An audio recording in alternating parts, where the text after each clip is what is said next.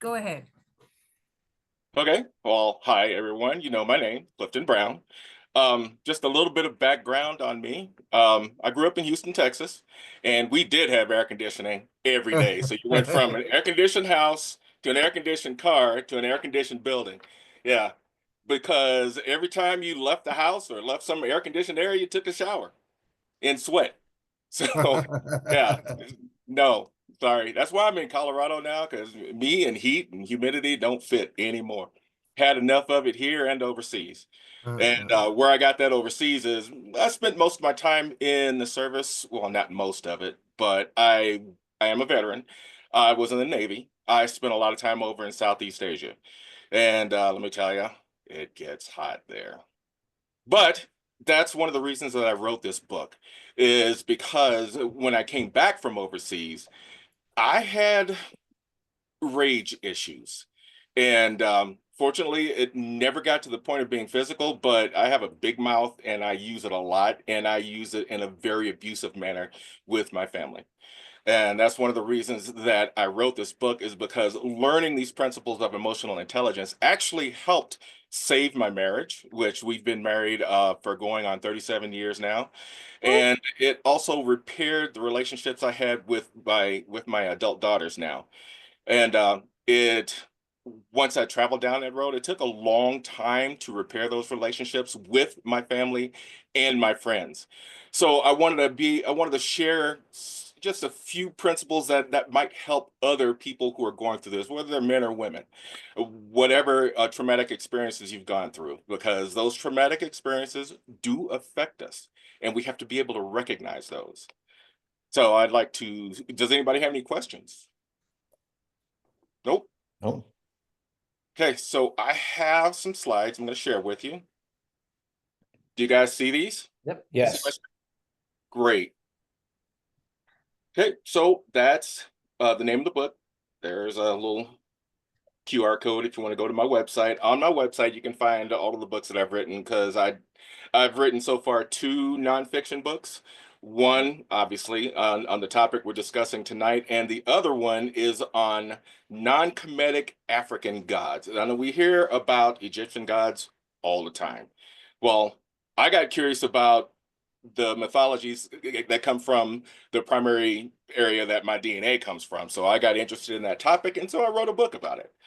Um, it is called Beyond the Nile: Gods and Legends from the Heart of Africa.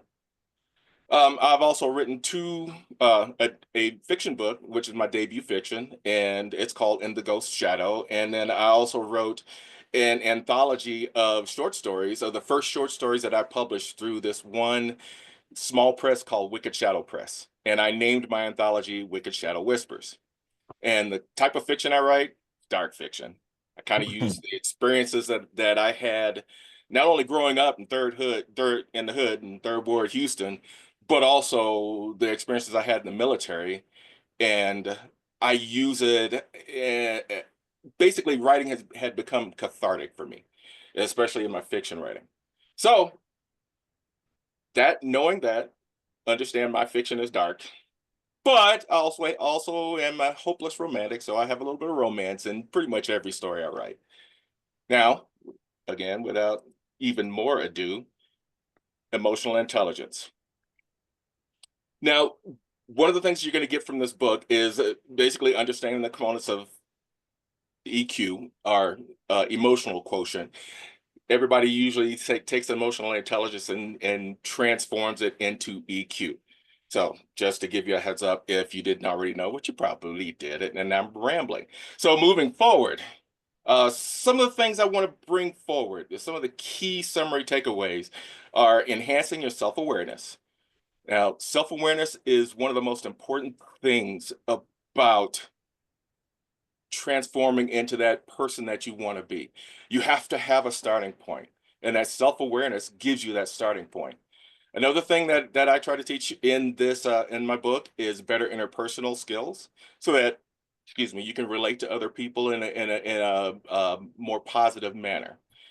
Another one is improved relationship intimacy, and the primary reason I wrote this book is for not necessarily for work relationships, but for personal relationships and romantic relationships. How to negotiate, how to navigate through all of these hills and valleys that you're going to go through when you're trying to heal yourself, and how to do that. One of the key functions, and we'll go through that later, so I'm not going to say anything now. Improved relationship intimacy is another aspect I want to help with this book. Effective emotional regulation skills, and at the very end is a comprehensive 30-day challenge. And that 30-day challenge, yes, it is a challenge, and it is something that you can do on a daily basis. You'll have to repeat it, but if you can accomplish just several goals a week and then work on that, and then over the course of several months, and hopefully just several weeks, but over the course of several months, more typical, you will find yourself being able to handle situations a lot better without allowing that beast inside to take control of your conversations with your family and your friends. There is a lot of people, not a lot, but some people equate EQ and IQ. They are different things. EQ obviously has to do with your how you respond to situations. IQ is how well you can um, retain information. Sorry, I lost my place in my notes, and I hate doing that because I had a whole thing that I was going to say, and now I can't because I lost my place. So anyway, IQ is intelligence quotient. It has to do with how much information you can retain. EQ is your ability to communicate with others. Water, Is okay. I need What? water. Someone needs to mute, please. Please mute the secondary noise in the background. Okay, thank you. I'm particularly using that to find my place again. It's okay. Okay, so well, and EQ also is an area where it helps you regulate your emotions, regulate your responses, determine the best path you can take. IQ basically is your ability to learn how you relate to other things on a more physical basis. So knowledge versus emotion. Now, the very first thing, like I said, is building self-awareness. That is really important. And it was one of the hardest things that I had to do because I didn't even know that I had a problem. And the reason I actually found out that I really did have a problem was because after I got out of the Navy, I went into retail management, and I was stayed in retail management for about 12 years. And one of the things that helped me realize that I had a problem is because I was able to respond to customers in the store in a different manner than I did at home. And that was one of the first indicators for me that that the problem was me. It wasn't my family that was creating this beast inside of me. It was something I already had inside of me. I was able to control it at work, but not at home. So I needed to find out why. So that's why self-awareness is really, really important. Um, Growing up how I did, I had a lot of issues with um, emotions. Um, I didn't really fit in where I grew up. I speak like this, and most of the people in my neighborhood didn't. I mean, I grew up a few blocks away from the CUNY homes, which is the projects, one of the projects in Third Ward. And also, I made straight A's in school. Didn't have a lot of friends. I read a lot of books. A lot of the people around me didn't. So I had issues that I had to deal with there. And just a little anecdote. Um, One of the reasons that I developed some of the skills early on, as far as practicing mindfulness goes, is because my doctor told me that if I continued down the path I was going, because I was really anxious, my stomach hurt a lot, and so my parents took me to the doctor, and he flat out told me, if you don't make a change in your life, then you are going to end up like your mother. My mother also had anxiety issues, and she had ulcers and had to have half her stomach taken out. So when my doctor told me that if I didn't make a change, and I was 12 years old at the time, that I was going to have half of my stomach taken out, I actually started learning about meditation and ways to help calm myself, and Eastern medicine, basically. So one of the things that I didn't do when I got out of the Navy and had those issues is I completely forgot about all of those things that I learned. And when I was taking those classes and learning about emotional intelligence, that helped me realize that I had forgotten all of the things that I learned as I was growing up. So I had to bring all of those back. That's number two, identifying emotional triggers. So once I figured out that I had a problem, which I denied for a long time, then I had to figure out why I was reacting the way I was. And being able to call upon that Eastern philosophy, that ability to meditate, ability to self-regulate, those things helped me. Journaling and reflection also helped. I started writing things down. Why was I getting so angry? Why was I responding the way I was to my family? But I didn't do it at work.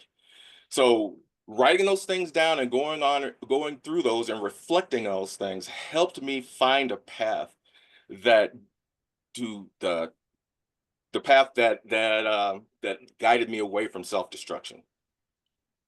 Number two, improving interpersonal skills, strengthening empathy and rapport. I guess grew up in a fairly rigid home, and when we did bring problems and issues to our parents, we would get a basically a response. Hey, this is how you fix it. I hear what they didn't actually say I hear what you're saying, but you're having these issues. This is how you fix it. And so that's how I responded to my wife. That's how I responded to my daughters. I didn't show empathy. I didn't develop a response system that took care of their needs. And that was one of the hardest things for me to learn too, is that they were coming to me with problems. They didn't necessarily want me to fix those problems. They wanted me to empathize with them. They wanted me to feel the things they were feeling and help them feel better.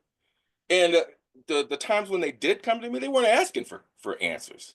They were just telling me they're about their lives, and I had to fix it because that's how I grew up. So I had to change my perspective on so many different things. And that's why it took so long because, there was nothing wrong with me. Everybody else were the problem. Giving and receiving feedback constructively. That was hard, very hard for me, because I had to rely on myself for so long for so many things that, my opinion was right. It was always right. Nobody else had a better one than I did. So why should I listen to anyone else? Um, One of the things that did help me bring me back to where I was before was actually the team that I was a part of when I was in the Navy, because we had to rely on each other, and my opinion did matter, but I needed to listen. And once I remembered that that interaction was what brought us to such a great cohesion, that I could use those same uh, procedures with my family. But again, it took a long time for me to get there. And then when I started writing, giving and receiving feedback constructively, that was another tough thing, but I learned it. So, and also regulating emotional responses is another thing I'd like you to take away with this. Strategies to stay calm under pressure. That was whenever somebody told was actually had the courage to tell me that I had an issue and that was something I needed to work on. At first, my response was negative. And then once I started learning about emotional intelligence and following those procedures to help repair myself, I use those strategies to stay calm under whatever kind of pressure. Like over the 12 years that I was a retail manager, I only lost it with a customer once. And that was actually the first time I closed the store. I opened the California market actually with Best Buy. Um, and I was working at the Hawthorne store. And since I was a junior manager at the time, I had to close the store for Christmas Eve. And I had one customer at the very end of the day within 45 minutes of closing. And he was just yelling at everybody because, and here's where I'm really aging myself. We had a 19-inch color TV with a remote. Hey, right? So, and that was a big deal, and it was a really good price. And every time we got a batch in, we sold out like that. So here I am talking to this guy less than an hour before we close on Christmas Eve, and he's yelling and screaming about not having this TV. And now, when I say I lost it, I didn't yell, I didn't scream, but I was really firm and just a little bit rude with him, which I never would have done. Um, Unlike I did with my family, which trust me, I'm deeply ashamed about the way I treated them. But once I went back and I looked at all of the things that I dealt with as a retail manager and how I could not do the same thing with my family, it really disturbed me. And that was another one of those things that was an impetus for me to change. Breathing and grounding exercises. This is something that I learned very early on through Eastern medicine and also through martial arts. Responding versus reacting. There is a fine line between the two, but it is actually fairly easy to recognize it. A reaction is mostly emotional. Somebody says, "Well, I'm going to do this," and your immediate reaction is I mean, you can have several. You can say, "Oh, no, you're not," or you can say, "Okay, why don't you tell me about that?" The difference between the two is, "Oh, no, you're not," is an emotional reaction. And the other one is you're asking the person for more feedback. So when you react, you're being confrontational. But when you respond, you're engaging. So that's the primary difference between the two. Responding is engaging, reacting is being confrontational. And you have to catch yourself sometimes, especially if you're in a transition period like I was. So I had to physically stop myself from reacting and find a response that would actually encourage more information, encourage a conversation. Okay, next one is leveraging EQ in familial relationships. Now, in the book, I not only talk about relationships between parents and children, but also talk about relationships between older children and their older parents. And that was one of the things that I had to negotiate as I communicated with my older parents. My By the time I got out of the Navy, well, actually, one of the reasons I got out of the Navy was because my father had advanced Parkinson's and he was bedridden. And I have three sisters.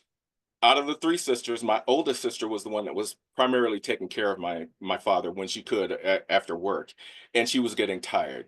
And my other two sisters won't go into that, but they were being less than helpful.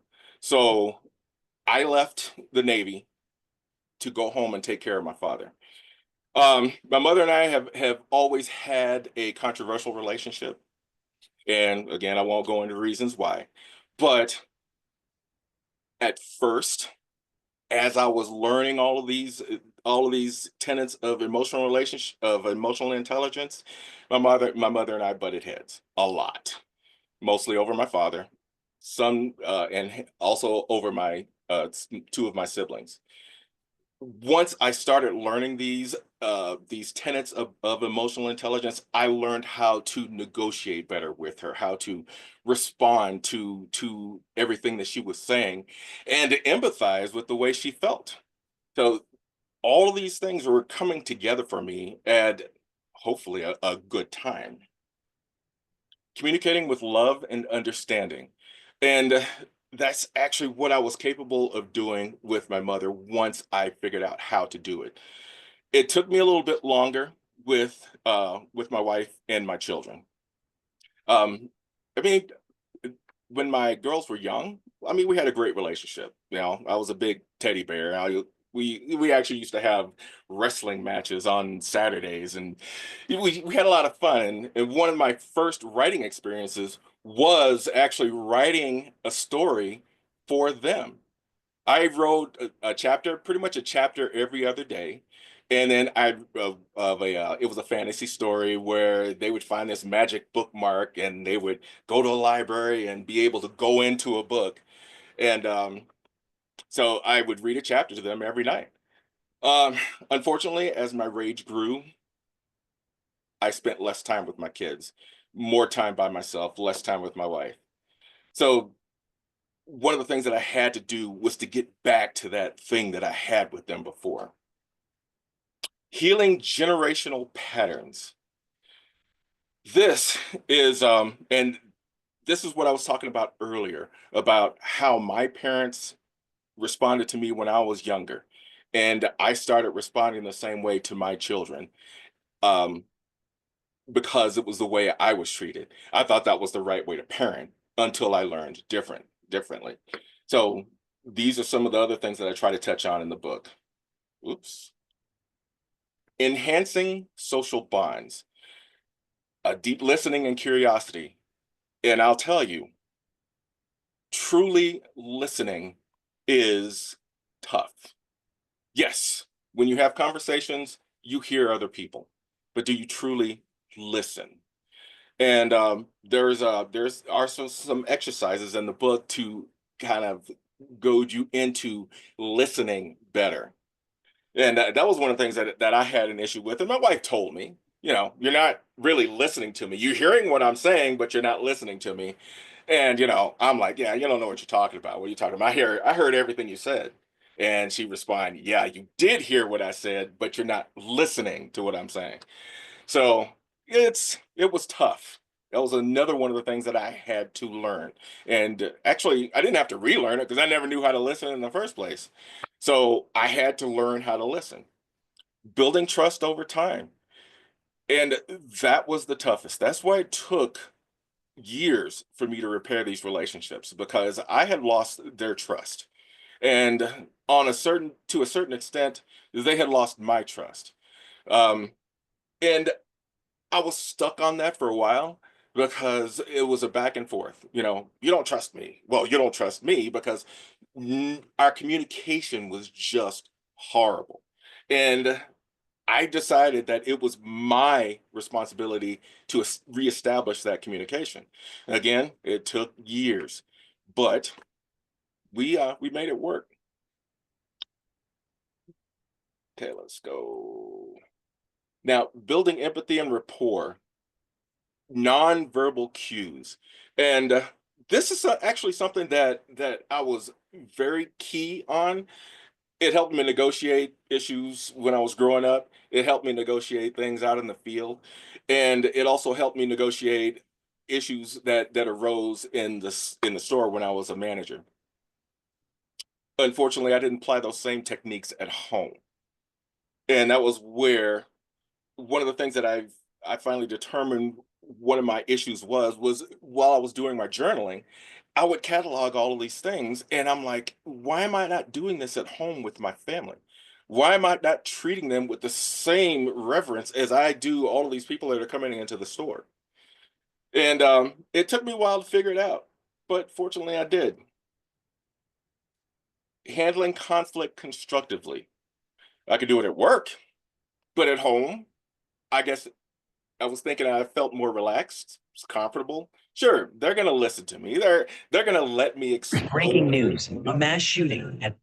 Russian high It school. appears the gunman was a student. We're waiting word on the victim's Hold state. on, somebody's Quickly, got to mute. Okay, Sorry. it's all right. No worries. So, I mean, I could handle a conflict at work, but at home, I felt more comfortable. I figured, they're my family, they're gonna understand, and I didn't consciously think that, but subconsciously, I believe that's the way I was. And that was another thing that I had to change about myself, is to understand that they deserved as much or better than what I was giving people at work. Nurturing romantic relationships. The role of vulnerability is the very first one. So how do I approach this? A lot of the things that I did when I was in the service, I can't really talk about.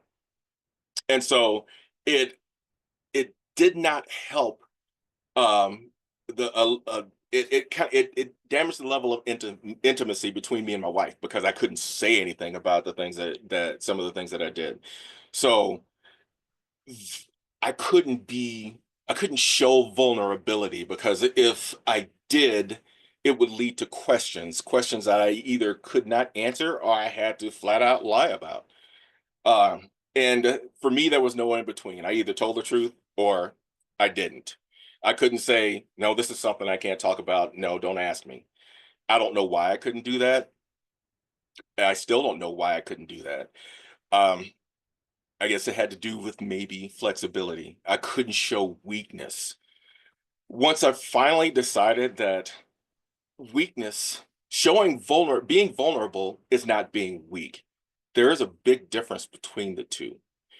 Vulnerability shows that there are parts of you that you cannot control on your own, and it's actually an outreach for help, at least for me. So being vulnerable for me is an outreach, just saying, hey, look, this is how I'm feeling about things. This is the way it is for me. Please help. Not in so many words, but over time, I think it is translated that way. Balancing independence and intimacy. I'm actually still working on this one. I'm still trying to find that balance between independence and intimacy. Emotional availability and support. This is another one of those important things, because I was expecting everyone to be emotionally available for me, but I wasn't responding in kind. I wasn't able to give them what they needed. Um, and that goes back to that, when your kids come to you and say, hey, dad, I got a problem. They're not looking for you to solve their problem. They want you to be available, emotionally available for them, and to support them, and maybe offer some suggestions, or ask them what they think is the best solution, and just give them guidance and give them support. Give them that emotional support that they need. And that's primarily what I was missing at the time. And at the very end, there's that 30-day challenge. And I will just go straight to it. And again, the 30-day challenge is something that you can try to do in 30 days. It'd be great if you can, but it is a very hard road to travel, making these kind of changes in 30 days. And I would say that it's not possible, but this is a roadmap. Use these things, perform these acts every day, and the old saying, fake it until you make it. Sometimes it works, sometimes it doesn't. But if you use these techniques, you will improve over time, and hopefully it will help you. And that's basically all I have right now. Anybody have any questions?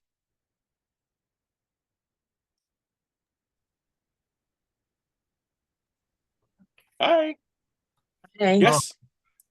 okay, I don't know if there was somebody else on there or not. Somebody else want to go first? Oh, no, go ahead, please, Ann. Okay. Well, I work a lot with the military. I'm Mhm. a career coach. So I love what you said, and I'm going to read this one. Strategies to stay calm under pressure. And it's like when you join the military, that is all you're taught.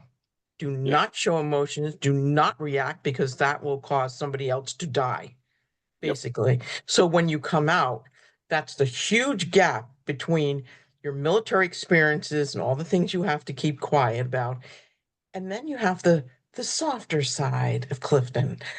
How does he go into society in the civilian world again? And they don't teach you how to take down that wall that you've had for years and apply it to communication and about loving yourself. So I love that you covered that. It needs to be covered. It all deals for trauma, whether it's from your childhood or the military. It just seeps in. It's like a warm blanket. I tell my clients, a warm blanket that surrounds you. And until you hit that trigger, you think you're okay. So I love that one aspect that you brought up. That was cool because I see it in my clients a lot. So thank you. No problem. Okay, anyone else? Okay, all right. Also, I left this part out, but one of the things that I did do is when I did write this book, there are several anecdotes um, pertaining to my life and my transition from being that rage-filled person to somebody who isn't, who actually can be there emotionally for my family. So it's not just, pure science, not just advice. It's actually some anecdotes from my own personal experiences. Great. Mhm. I have to give you kudos for your presentation there, Clifton. It's quite outstanding. You really, and even, your description of independence versus intimacy. A big deal. I mean, helping us to understand those aspects. And also wanted to look at targeted responses because, in retail, sometimes people are just looking for people to blow up at. Oh yeah. They just want to, I mean, you're in, you have to be happy and, solve problem solving. And, guy says, well, tell you what, I'm mad. I just need to go blow up in somebody's face, and so, and that's how, Yeah. and even when somebody knows that you have a short fuse and that don't have, I'm not, they're going to target you. They want to see you lose your cool, like that. So we have to always stand firm in terms of understanding and being easily responsive to things, especially in You those. know, one of my greatest, and I've forgot to include this, but one of my greatest successes, especially with emotional intelligence, is one time when I was managing a store in the Best Buy in Sharpstown in Houston. We had a guy that literally pulled a gun on us because we didn't have a TV that was advertised, even though we tried to explain everything to him. But he had two young daughters who were in looking at CDs at the time, and he got irritated. Well, didn't get irritated. He just went crazy, and he went out to his vehicle, grabbed his gun, pointed it, and it was Whoa. just we walked him out of the store and we watched him go do all of these things, and he grabs it. Puts it on top of his station wagon, and the security guard is standing right next to me. And the security guard pulls his weapon out. It was a whole confrontation, and I'm standing there going, I'm out in the middle of nowhere. I went through everything that I went through. I'm out and get a shot in front of the Best Buy in Sharpstown. But I was able to talk him down, and I was able to get him to put his gun back in his car. And then he did get in his car, and he just punched it and ran straight to the front of the store. And all me and the security guard did was step back behind those big yellow bollards in front of the store, and he hook slid in the front and jumped out of his car, and then got in our faces again, but no gun. So we talked for a few more minutes. Finally, the it was funny because you should have seen when the guy pulled the gun. I looked behind me and it was like the sea parting. Everybody was diving out of the way. But going back to where the guy was standing in front of us, finally the store manager comes out, and then we also had a guy named Lamar. I can't remember his last name, but his name was Lamar. He's like 6'7". Used to play pro basketball, and he was another one of the managers in Sharpstown. So we're all sitting there talking to him, and we finally got him to calm down enough to where we could negotiate with him. And then finally the police came and took him into custody, and the ex-wife shows up, and we find out that he was not on his medication, basically. So, but but that was one of the things. It was one of my greatest successes when I used those tenets of emotional intelligence to talk this guy down, who had a gun in front of the store. So I was proud of that, Yeah. and that was one of the things that also I was already in the transition of negotiating with my family to improve my relationship with them too, and that helped a lot.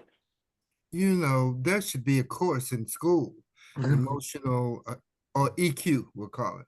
EQ, because I mean, you don't know where people just don't have, they lose control, they lose a manageable perspective. And when you're in that predicament or condition, and you know, I mean, it's like a barometer, it's like a roadmap. You know, and you don't know what to do because the reason that everybody else at the manager's post that you were around were standing with their hands in their pockets. There's no, you know, there's no automatic response mechanism. There should have been. I mean, but these are things that, I tell my wife all the time, always, always, always keep your cool. Keep your cool. Nothing is, say again, what you say, Roger? Well, something that intrigues me is a lot of people, I think, are holding a lot of rage inside, Yeah. and a lot of them are passive aggressive Mm. until they get on the road. And you can do like the littlest move, and they blare the horn at you, and I think that's either excess testosterone or or some sort of well, they don't have emotional intelligence, and I wonder what Clifton would say about that. Mm, mm. I drive a truck for a living, Okay. so I see Hey, it so every you day. see it every day. I see it every day when I'm out there. Yeah, matter of fact, I drive for In-N-Out Burgers, and I do a dedicated shuttle run. I run down to Memphis, Texas, and trade out trailers with a driver coming up from Lancaster, because all of our stuff is always fresh. So I'm bringing shake mix, I'm bringing spread mix, and I'm also bringing actually fresh hamburger patties because we don't even freeze those. So I'm driving back from Memphis, and there's this guy in front of me in a Mustang, and the speed limit is 75, and he's slowing down. So I slow down a little bit, but he continues to slow down. And I'm thinking, this is 75, you're in a Mustang. What are you doing? We're doing 60, 62 miles an hour. So I finally get over into the fast lane and pass him up, and he flips me off, and I'm like, so what did I do wrong? Mm. Well, yeah, it's sometimes I get blared at by a horn and I have no idea what I did. And so I think road rage is probably a symptom of people who don't have emotional intelligence.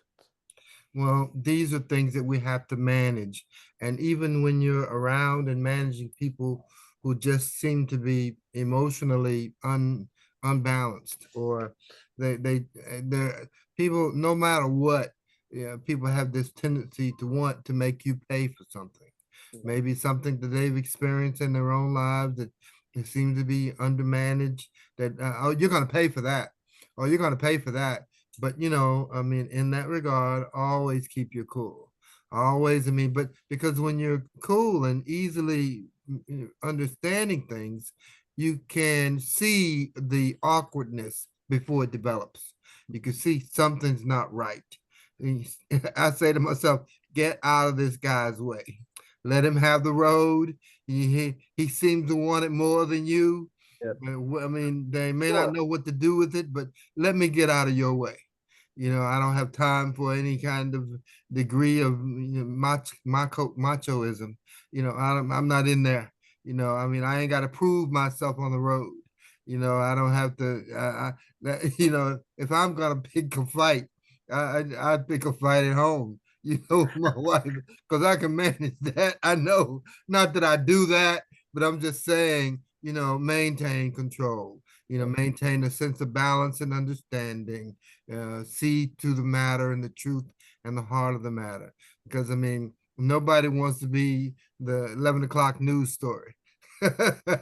Just don't have time for that, so I mean, that's so well said. It's amazing where we are with that as a culture.